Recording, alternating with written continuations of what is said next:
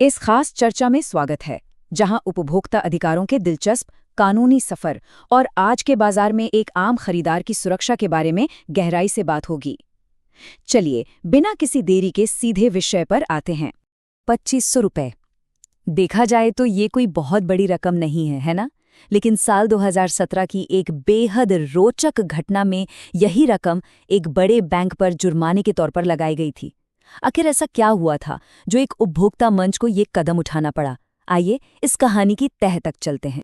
हुआ यूं कि एक व्यक्ति को एटीएम से पैसे निकालने में लगातार 3 बार नाकामी मिली, क्योंकि मशीन में कैश ही नहीं था। यहाँ मुख्य विवाद बड़ा ही दिलचस्प था। बैंक ने अपना बचाव करते हुए एक अजीबोगरीब तर्क दिया। उनका कहना था कि एटीएम तो इंटरनेट कनेक्टिविटी से चलता है, इसलिए लेन देन के समय कार्ड इस्तेमाल करने वाला व्यक्ति बैंक का सीधा ग्राहक है ही नहीं, और इसलिए अगर मशीन से नकदी नहीं निकलती तो इसमें बैंक की कोई जिम्मेदारी नहीं है। क्या ये अजीब सा तर्क उपभोक्ता मंच के सामने टिक पाया होगा? बिल्कुल नहीं। मंच ने बैंक के इस दलील को सिरे से खारिज कर दिया।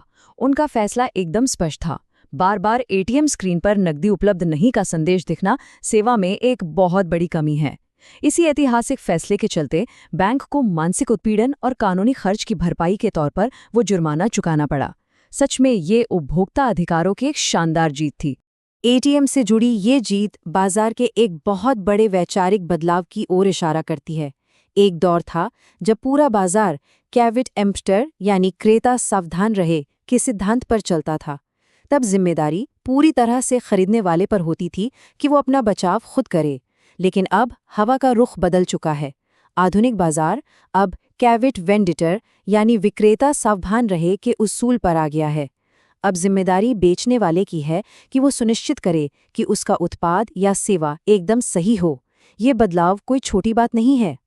और ईमानदारी से कहे तो इस बदलाव की सख्त जरूरत भी थी। असंगठित उपभोक्ताओं को बाजार में न जाने कितने तरीकों से छला जाता है। कभी मिलावटी सामान पकड़ा दिया जाता है, तो कभी असली के नाम पर नकली उत्पाद, वजन में हेराफेरी, एमआरपी से ज्यादा पैसे वसूलना और बड़े बड़े झूठे दावे करने वाले भ्रामक विज्ञापन तो जैसे आम बात हो गई है।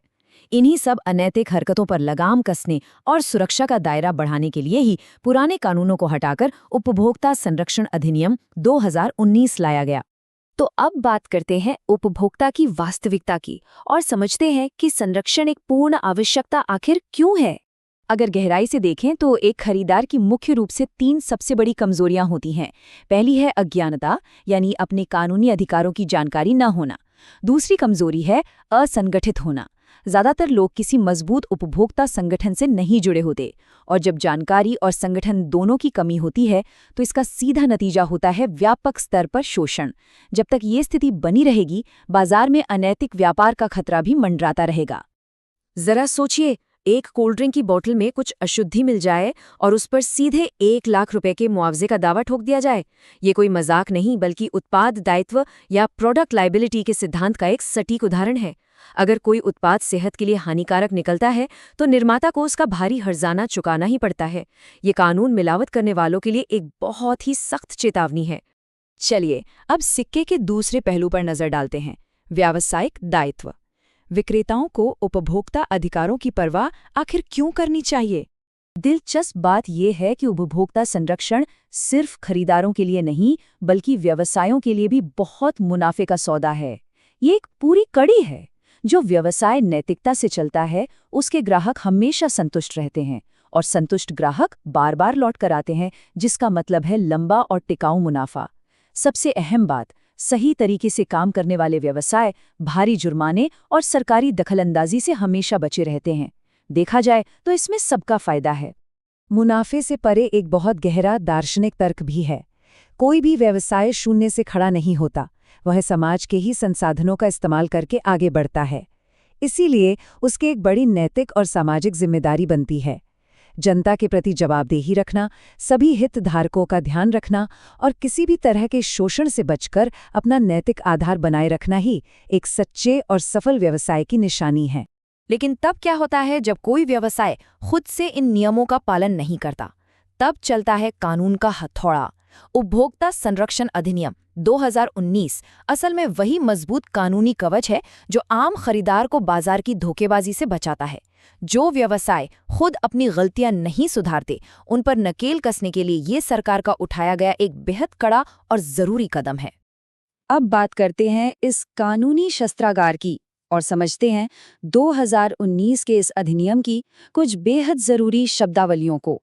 इस कानूनी शस्त्रागार का पहला महत्वपूर्ण शब्द है नकली सामान, जिसे अंग्रेजी में स्पूरियस गुड्स कहा जाता है। ये शब्द उन उत्पादों के लिए इस्तेमाल होता है जो पूरी तरह से असली होने का झूठा दिखावा करते हैं। जब भी कोई जाली चीज किसी बड़े या मशहूर ब्रांड का होने का दावा करे, तो कानून की भाषा में उसे नकली सामान ही कहा जाएगा। अगला शब्द है दोष या डिफेक्ट।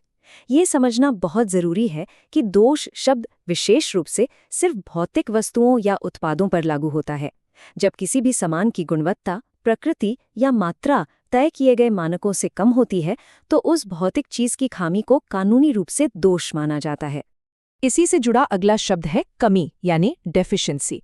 इसे दोष से अलग समझना बहुत आवश्यक है, क्योंकि कमी शब्द पूरी तरह से सेवाओं यानी सर्विसेज के लिए इस्तेमाल होता है। जरा अपनी उस एटीएम वाली कहानी को याद कीजिए। मशीन से नकदी निकलना एक सेवा थी जो पूरी नहीं हो पाई, इसलिए कानूनी तौर पर वो मशीन का दोष नहीं बल्कि सेवा में कमी थी। ये अंतर समझना हर खरीदार के लिए जरूरी है। और अब आता है इस शस्त्रागार का सबसे शक्तिशाली हथियार, उत्पाद दायित्व या प्रोडक्ट लायबिलिटी। यह वो अंतिम तंत्र है जो व्यवसायों को सीधे तौर पर वित्तीय रूप से जवाबदेह बनाता है। अगर किसी दोषपूर्ण सामान या सेवा में कमी की वजह से किसी की जान, माल या मानसिक शांति को नुकसान पहुंचता है, तो निर्माता या विक्रेता को उसका हर्जाना भरना ही होगा। यह नियम आम लोगों को एक बहुत बड़ी ताकत देता है। तो आखिर में एक बहुत ही अहम सवाल खड़ा होता है। अगर विक्रेता सावधान रहे, वाकई आज के बाजार की नई सच्चाई है, तो कानूनी हथियारों से लैस एक सशक्त जनता व्यापारिक जवाबदेही के भविष्य को किस तरह नया आकार देगी। ये एक ऐसा सवाल है जो ये सोचने पर मजबूर कर देता है कि बाजार की असली ताकत अब कहीं न कहीं खरीदारों के हाथ में आ चुकी है। अधिकारों के प्रति जागरूकता ही हमारा सबसे बड़ा बचाव है। इस चर्चा में साथ जुड़ने के लिए बहुत बहुत धन्यवाद।